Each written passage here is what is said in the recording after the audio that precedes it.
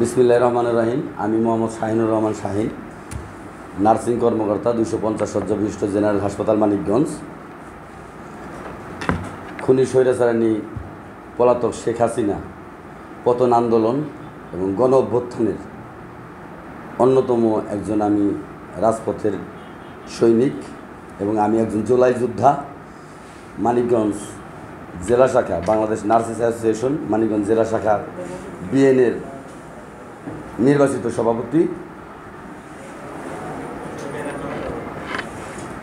আমি আজকের এই প্রতিবাদ সমাবেশে আমি খুব সংক্ষেপে আপনাদের মাঝে দুটি কথা বলবো। গত 2 দিন যাবৎ আমরা দেখছি যে ফেসবুক লাইভে এসে আমাদের একজন নার্স, তার নাম আনজোয়ারা আক্তার, যিনি বিগত দিনেও ফ্যাসিস্ট স্বৈরাচার শেখ হাসিনা সরকারের যে সাবেক অবৈধ মন্ত্রী ছিলেন, দুর্নীতিবাজ মন্ত্রী ছিলেন জাহেদ মালেক, তারই একান্ত সহচর, আফসার চেয়ারম্যান দুর্নীতিবাজ, তার একান্ত সহচর এবং ব্যক্তিগত সহচর ছিলেন হলেই এই আনজোয়ারা নার্স। উনি দীর্ঘদিন ফ্যাসিবাদের সাথে জড়িত ছিলেন। উনি এর আগেও আমাদের এখানে হসপিটালে যারা আছেন তাদের সাথেও অনেক দুর্ব্যবহার করেছেন, আমাদের কলিগদের সাথে, রোগীদের সাথে। তার নামে অহরহ রয়েছেন, অভিযোগ রয়েছেন। আমরা তারপরে ব্যাপারটা আমলে নেইনি, কিন্তু আমরা চিন্তা করেছি যে নিজেদের মধ্যে নিজেরা হয়তো ঠিক হয়ে যাবে।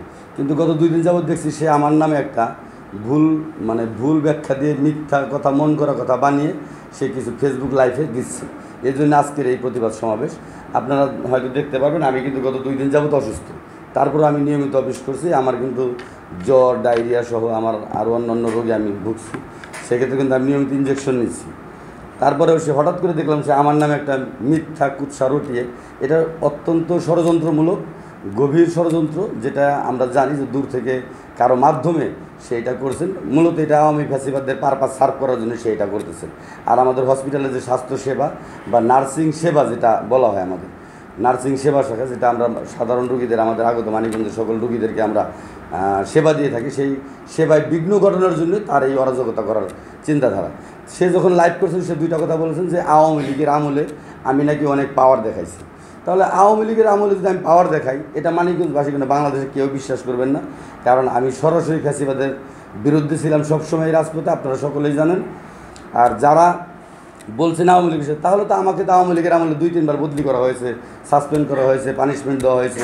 আমাকে সেই নোয়াখালীর হাতিয়া, সুনামগঞ্জের দিরাই, অনেক জায়গায় বদলি করা হয়েছে। জুলাই 5ই আন্দোলনের পরে দেশ নতুন করে স্বাধীন হওয়ার পর সরকার ভালো মনে করছেন আমাকে, ঠিক আমার মানিকগঞ্জে, আমার নিজ জেলায় আমাকে আবার ফেরত আনছেন। এর জন্য আমি সরকারের কাছে কৃতজ্ঞ।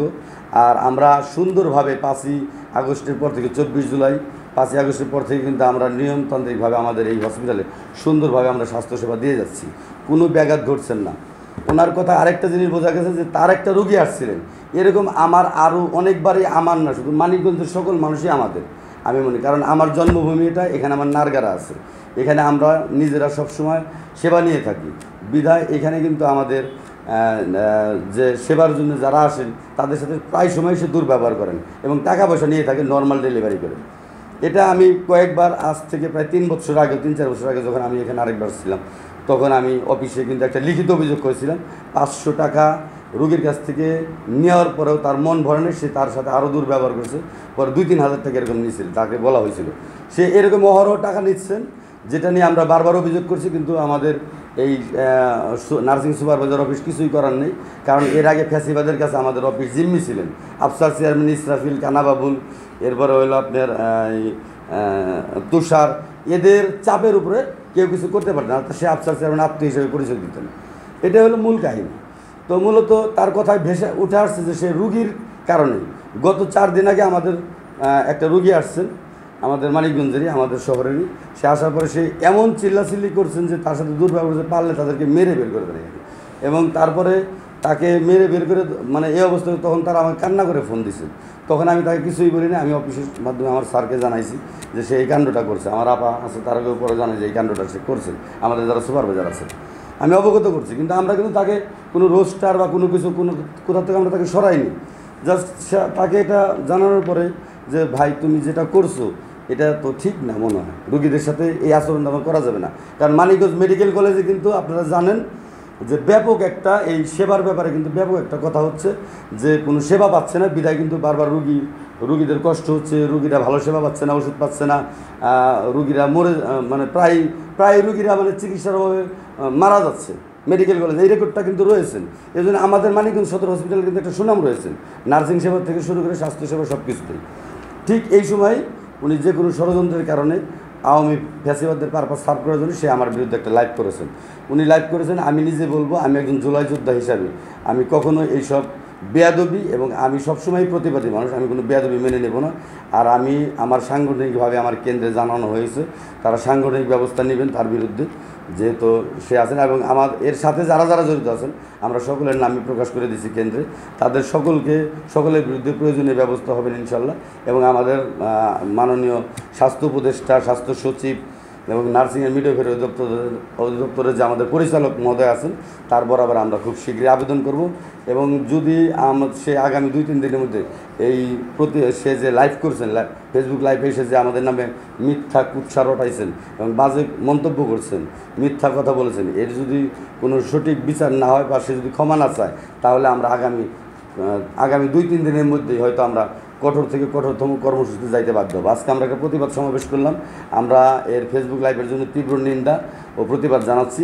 আগামী দিনে আমরা হয়তো আরও বড় ধরনের কর্মসূচি মানিকগঞ্জ জেলাব্যাপী আমাদের যত নার্সিং ইনস্টিটিউট আছে, নার্সিং কলেজ আছেন এবং আমাদের মানিকগঞ্জ 7 উপজেলায় যত নার্সরা আছেন সকল নার্সরা আশা করি এর প্রতিবাদ করবেন। কারণ আমি নির্বাচিত একজন বিএনএ সভাপতি, আপনারা জানেন সকল 5ই জুলাইয়ের পরেই কিন্তু এই দেশে সুন্দর সুশৃঙ্খল সুস্থভাবে গণতন্ত্রের মাধ্যমে কিন্তু একটা আমাদের বিএনএর প্রায় 22 বছর পরে নির্বাচন হয়েছে।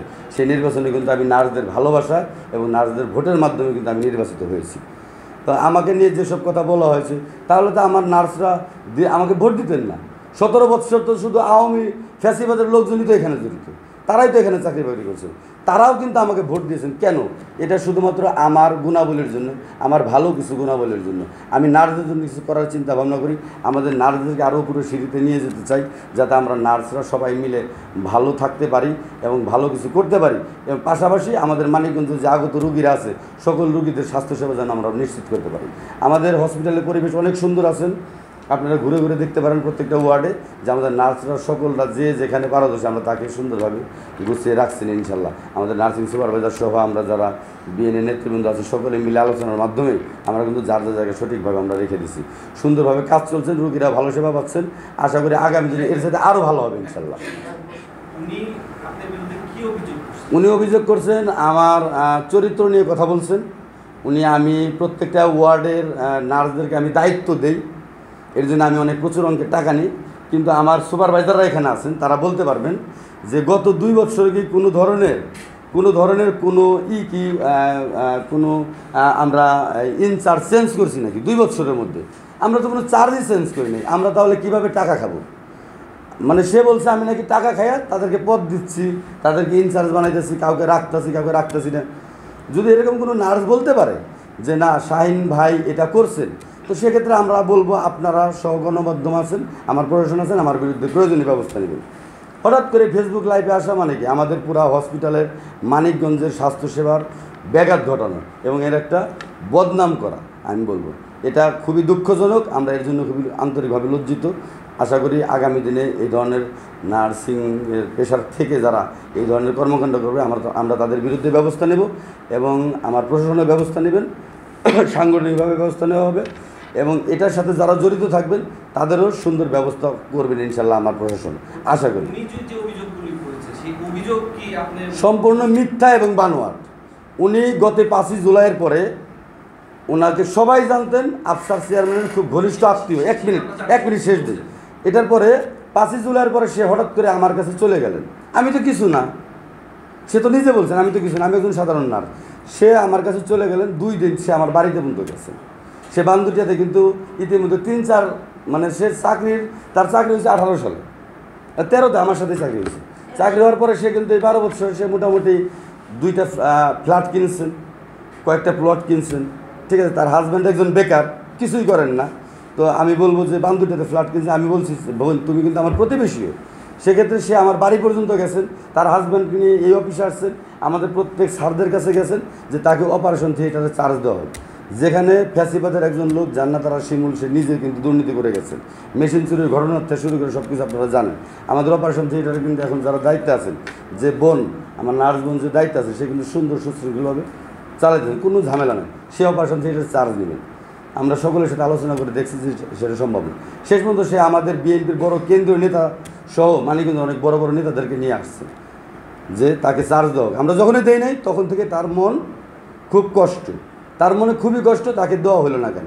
আর সে এখনও আমাদের নার্সদের একটা রোল আছে, আমরা নার্সিং সুপারভাইজার কর্তৃপক্ষ যারা আছেন তারা চাইলেই 2 মাস 4 মাস বা 6 মাস পরে কোনো ওয়ার্ডে প্রয়োজন হলে সরাইতে পারেন, কিন্তু নিয়মতান্ত্রিকভাবে 2 বছর একটা ওয়ার্ডে থাকেন। কিন্তু সে গত 6 বছর যাবৎ একই ওয়ার্ডে আছেন, কারণ ওখানে মধু আছে।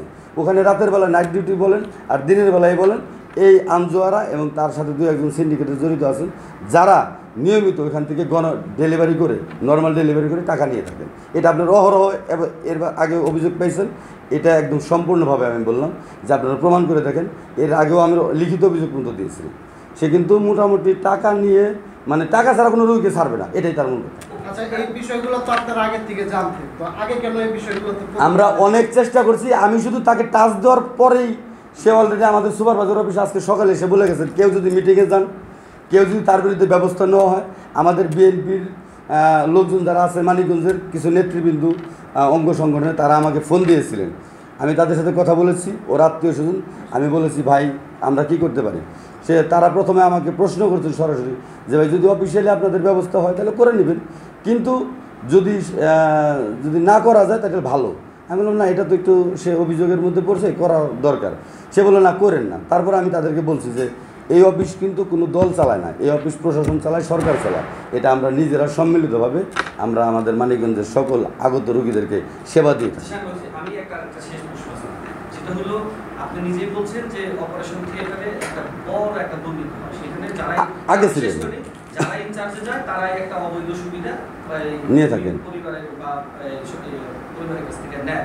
এবং সদর হাসপাতালে এতগুলো নার্স থাকতে ওই নার্সই আবার আপনার বিরুদ্ধে অভিযোগ করলো, তাহলে কি আপনি তার কাছ থেকে সুবিধা চেয়েছিলেন যে কারণে সে আপনার বিরুদ্ধে? না না, প্রশ্নই আসে না। অভিযোগ করলো না, আপনার বিরুদ্ধে অভিযোগ করলো। হ্যাঁ, অভিযোগ করার কারণ তো একটাই, মানে 2টা কারণ। একটা হলো তাকে আমি সে সুবিধা চাইছিল, সে তো সুবিধা পাই, সে আবার কি সুবিধা চাই? না না, সে অপারেশন থিয়েটারে চার্জ চাইছিলেন।